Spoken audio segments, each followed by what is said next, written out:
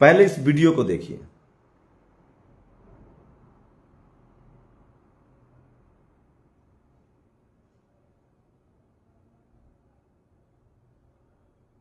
ये mute video है, आप वीडियो को देखिए एक बार, फिर मैं इस पर आगे बात करूंगा।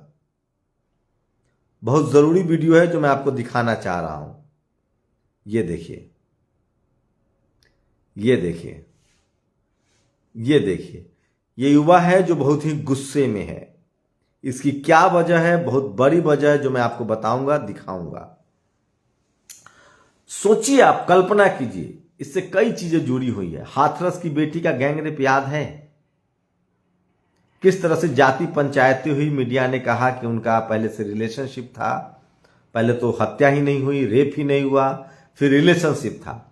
अभी दिल्ली में एक बच्ची को, जो गरीब समाज की है, शोषित सब बच्चे समाज की है, उनको इसी तरह से 12 से 15 किलोमीटर तक गाड़ियों में लपेटा गया। सारे के सारे जो आरोपी हैं वो कट्टर सवर्ण हिंदू हैं। उसमें एक बीजेपी का नेता भी है। एक तो ये खबर है। प्रिया सिंह, जिन्होंने विदेश में जाकर गोल्ड मेडल जीता, कुक्कू राम जी, उन्होंने विदेश में गोल्ड मेडल जीता। दोनों बहुजन समाज से, किसी टीवी अखबार ने नहीं दिखाया।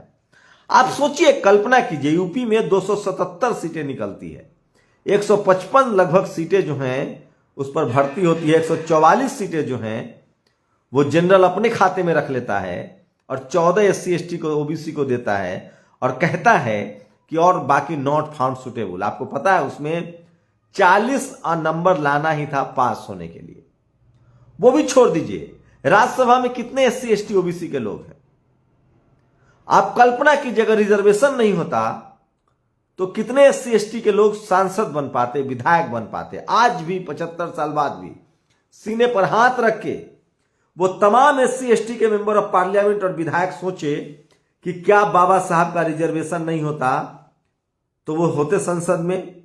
और OBC के लोग वो सीने पर हाथ रख के सोच ले कि BSP नहीं बनने से पहले, मान्यवर साहब के नहीं आने से पहले, कांसीराम साहब के नहीं आने से पहले, कर्पूरी ठाकुर के नहीं आने से पहले और संविधान नहीं होता तो वो क्या राजनीतिक हकदारी मिलती। और उसी तरह से SC ST के लोग सोचे कि क्या रिजर्वेशन नहीं होता तो उनको नौकरियां मिलती। और OBC के लोगों, आपके लिए संविधान लागू हो गया, OBC रिजर्वेशन लागू हो गया, लेकिन उसके बाद भी आप 2म दर्जे के नागरिक हैं। शेड्यूल कास्ट, शेड्यूल ट्राइब की तरह भी आप अपना हक अधिकार नहीं बचा सकते हैं। यह मैं दावे के साथ कह सकता हूं। आज दिलीप मंडल ने एक ट्वीट किया कि इस देश में सबसे ज्यादा OBC का रिजर्वेशन खत्म हो रहा है और ये OBC चुप बैठा हुआ है। इसके नेता चुप बैठे हुए हैं, एक्टिविस्ट चुप बैठे हुए हैं और हम सब लोग कट्टर हिंदू बने हुए घूम रहे हैं। लेकिन जिनके लिए आप हिंदू हैं, तब तक पता है आपको हिंदू होने से किसका फायदा है? अगर आप हिंदू हैं, SC ST OBC के लोग, किसान, जाट, पटेल, मराठा, तो आपका क्या फायदा ये तो मुझे नहीं पता, लेकिन हिंदू के नाम पर RSS और BJP को फायदा है। और जब ये दोनों दल सत्ता में रहेंगे तो फिर आपके हाथ में कटोरा आएगा। तब आपके बच्चे जज नहीं बन पाएंगे, इंजीनियर नहीं बन पाएंगे, तब आपके बच्चे हाई कोर्ट, सुप्रीम कोर्ट में जज नहीं बन पाएंगे, तब आप डॉक्टर, इंजीनियर नहीं बन पाएंगे, खिलाड़ी नहीं बन पाएंगे। आपका सूर्य कुमार यादव हो जाएगा या मावी की तरह आप बाहर रहेंगे, संजू सैमसन की तरह बाहर रहेंगे। आप शेड्यूल कास्ट SC हैं और आप हिंदू बने हुए हैं तो प्रिया सिंह की तरह आपको सम्मान नहीं मिलेगा, कुक्कू राम जी की तरह सम्मान नहीं मिलेगा। आप सोच रहे हो मैं ये क्या कह रहा हूं? ये सच कह रहा हूं। जब आप हिंदू नहीं रहेंगे तो सवर्ण समाज के नेता को एक वोट नहीं मिलेगा। जितनी उनकी संख्या है, खासकर जो मनुवादी जातिवादी लोग हैं, वो तो संसद का मुंह भी नहीं देख पाएंगे। 5 से 7% उनकी मनुवादियों की आबादी है इस देश में, जो तमाम जगह पर शोषण, व्याभिचार और तमाम गलत चीजों को प्रैक्टिस कर रहे हैं। इन जातिवादी मनुवादियों से सावधान रहना होगा। जो भी जातिवादी मनुवादी है उसका बहिष्कार कीजिए। और जो जातिवादी है, मनुवादी है, उसका एक ही पहचान है, वो संविधान से सहमत नहीं है, वो आरक्षण से सहमत नहीं है और वो बाबा साहब से नफरत करता है और वो जातिगत व्यवस्था को बनाए रखना चाहता है। वो महिलाओं को 2म दर्जे का नागरिक समझता है और वो मनुस्मृति का समर्थक है। आप सोचिए, अगर आप SC ST से हैं, अगर ये नहीं होते, ये लोग रिजर्वेशन नहीं होता तो आप संसद नहीं जाते, आपको नौकरियां नहीं मिलती। और ओबीसी के लोगों आपको 27% रिजर्वेशन मिला, 55% आबादी है, लेकिन आपके यूपी में 155 में से 5 सीटें भी नहीं मिलती है। इकोनॉमिक वीकर सेक्शन को 5 सीटें मिल जाती है। यह इसलिए हो रहा है कि आप एक समाज के तौर पे दिग्भ्रमित है, और ये तब तक आप रहेंगे जब तक आप पढ़ने लिखने आपको नहीं दिया जाएगा। आप तभी तक इस देश में सवर्ण समाज की ओवरऑल बात कर ले तो वो एक काउंसलर का चुनाव नहीं जीत सकते हैं जब तक वो धर्म की राजनीति ना करे।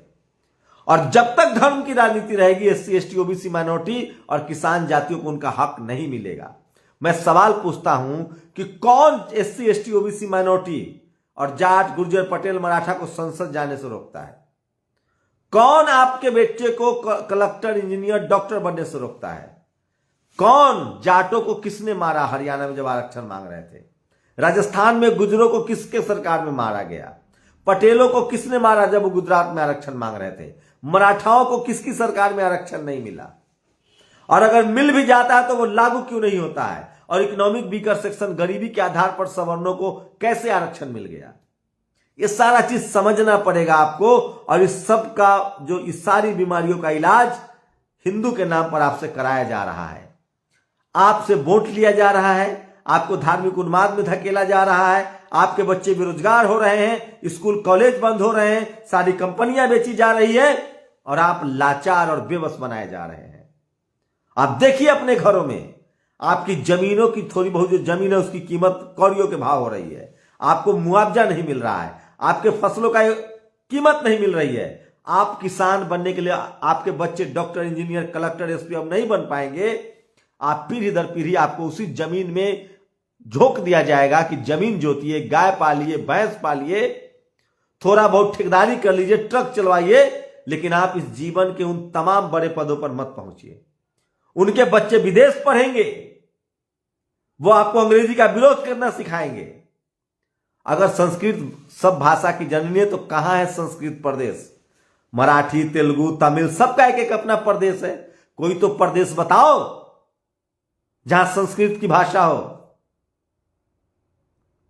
मैं इसीलिए कह रहा हूं कि इस देश में आपको सिर्फ बेवकूफ बनाया जा रहा है धर्म के नाम पर।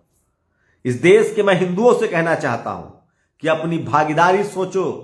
जिसने जाति बनाई उसने अपने आप को ऊपर रखा, और वो आज हर जगह ऊपर है, और आप कहां हैं?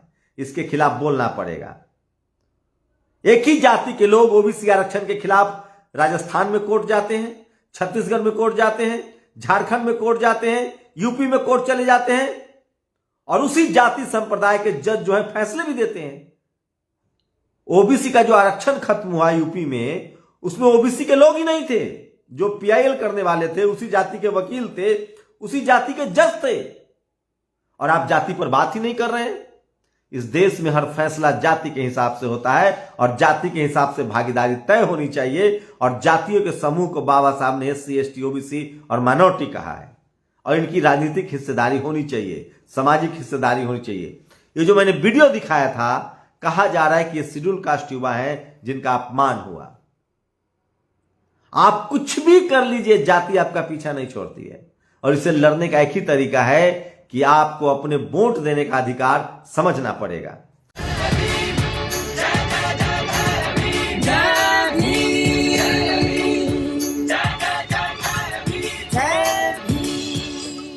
आप सभी के लोकप्रिय बहुजन हलचल न्यूज चैनल को देखें। देश और दुनिया की वे खबरें जो कोई न दिखाए। सभी सत्य खबरों को देखने के लिए वीडियो को लाइक करें और चैनल को सब्सक्राइब करें, घंटी को दबाएं और देखते रहिए बहुजन हलचल।